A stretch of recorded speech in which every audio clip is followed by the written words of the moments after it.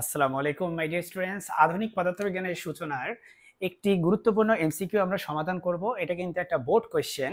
এই কোয়েশ্চেনটা তোমাদের দিনাজপুর বোর্ড 24 সালে আসছিল। হ্যাঁ, এই কোয়েশ্চেনটা দিনাজপুর বোর্ড 24 সালে আসছে। আমি একটু লিখে দিই, দিনাজপুর বোর্ড 24 সালে এই কোয়েশ্চেনটা আসছিল। মাই ডিয়ার স্টুডেন্টস, এখানে তোমাকে বলছে একটি মহাশূন্য যানে কত বেগে ভ্রমণ করলে মহাশূন্যে একদিন অতিবাহিত হবে, পৃথিবীতে 2 দিন অতিবাহিত হলে পৃথিবীতে 2 দিন অতিবাহিত হবে। তাহলে তোমাকে এখানে বলে দিচ্ছে যে কত বেগে তুমি যদি কি করো, ভ্রমণ করো, মহাশূন্য যানে করে ভ্রমণ করো কত বেগে। তাহলে দেখো, একটা যদি মহাশূন্য যান আমি আঁকি, ধরো এটা একটা সেই মহাশূন্য যান বা স্পেস শাটল।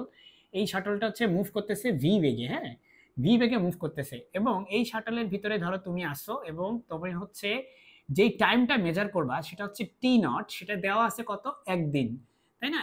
1 ডে দেওয়া আছে, সেটা হচ্ছে একদিন দেওয়া আছে।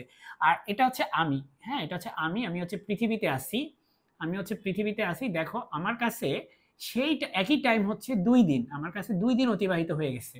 তোমার কাছে একদিন, আমার কাছে হচ্ছে সেটা 2 দিন অতিবাহিত হয়েছে। তাহলে দেখো কি বলছে, একটি মহাশূন্য যানে কত বেগে চললে, তাহলে এই বেগটা কত হতে হবে যাতে মহাশূন্য যানে একদিন অতিবাহিত হলে, তার মানে এই যে মহাশূন্য যানে যে টাইমটা সেটা যদি একদিন হয়, তাহলে পৃথিবীতে 2 দিন অতিবাহিত হবে। মনে রাখবে, যেই ফ্রেমে ঘটনাটা ঘটে, যে যে এখানে যেহেতু মহাশূন্য যান হচ্ছে মূলত গতিতে আছে, সো সেখানে যে টাইম সেটাই হচ্ছে প্রপার টাইম বা টি নট। আর এই মহাশূন্য যান ছাড়া যে কোনো ফ্রেমে থেকে মাপা টাইম, ধরো মহাশূন্য যানের বাইরে আমি আছি, সো আমি কিন্তু এই এক্সপিরিয়েন্সটা করতেছি না, মোশনের যে এক্সপিরিয়েন্সটা, সেজন্য আমার ক্ষেত্রে টাইম হচ্ছে সবসময় টি। এটাকে বলে প্রপার টাইম না, এটা হচ্ছে প্রপার টাইম, এটা কিন্তু প্রপার টাইম না। ওকে, সো এখন আমরা যেটা করব, আমরা যে ইকুয়েশনটা জানি আইনস্টাইনের থিওরি থেকে, সেটা হচ্ছে T is equal to T not divided by root over 1 - v square. Okay, এটা আমরা জানি অলরেডি। সেখান থেকে আমরা লিখতে পারি 1 - v² equal to T not, এখানে টি আর এখানে একটা স্কোয়ার রুট আছে, তাই না? এভাবে লিখতে পারি। আমি একটু কলমটা দ্রুত চেঞ্জ করে ফেলি, এই কলমের কালিটা একটু মনে হচ্ছে কালিটা কেমন জানি হয়ে গেছে, তাই না? তাহলে এখানে বুঝতে পারছো আমি জাস্ট সাইড চেঞ্জ করছি, আর কিছুই না। তারপরে আমরা এখান থেকে লিখতে পারি 1 - v² equal to T naught by t whole square লিখতে পারি। সেখান থেকে দেখো আমরা মানগুলো যদি বসিয়ে দিই, মান বসিয়ে দিলে এখানে তুমি পাবে, এই যে দেখো তোমার টি নটের মান হচ্ছে 1 আর টি এর মান হচ্ছে 2, তাহলে এটা হবে হচ্ছে হাফ স্কোয়ার, তাই না? তারপরে দেখো এখান থেকে আমরা যদি একটু ক্যালকুলেশন করি এখন, তাহলে তুমি কি পাবে, আমি এটা একটু মুছে ফেলি, তাই না? এটা একটু মুছে দেই।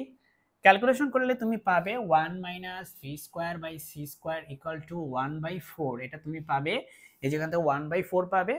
তারপরে সেখান থেকে তুমি যদি ক্যালকুলেশন করো 1 - 1/4 ইকুয়াল টু v²/c², আমি জাস্ট এই 1/4 কে এপাশে আনছি আর এটাকে এপাশে নিছি, আর কিছু না। এবার তুমি লসাগু করলে এটা পাবে হচ্ছে 3/4। হ্যাঁ, 3/4 v²/c²। তারপর সেখান থেকে তুমি লিখতে পারো যে 3/4 c² ইকুয়াল টু কত, v², তাই না? তাহলে v² ইকুয়াল টু হচ্ছে 3/4 c², তাহলে v ইকুয়াল টু হচ্ছে √3/2c। আর √3/2 মানে কত, 0.866 ইন্টু সি, সি মানে হচ্ছে আলোর বেগ, 0.866 ইন্টু আলোর বেগ হচ্ছে 3 × 10⁸ মিটার পার সেকেন্ড। এখন এটা তুমি ক্যালকুলেটরের সাহায্য নিয়ে গুণ করো, চলো আমি গুণ করে ফেলি একটা ক্যালকুলেটরের সাহায্য নিয়ে। তাহলে এটা আসা উচিত তোমার 2.59, এটা আসা উচিত 2.59 ইন্টু 10⁸ মিটার পার সেকেন্ড। ওকে, তার মানে এটার উত্তর হবে হচ্ছে এই যে এটা ডি নাম্বারটা হবে এটার উত্তর। আশা করি তুমি এই ম্যাথটা বুঝতে পারছো, খুব একটা জটিল কোনো ম্যাথ না, তাই না? সহজে আছে। যদি আমার এই ভিডিওগুলো দেখে তোমার উপকারে লাগে, তুমি আমার চ্যানেলটি সাবস্ক্রাইব করে রাখতে পারো। আসসালামু আলাইকুম।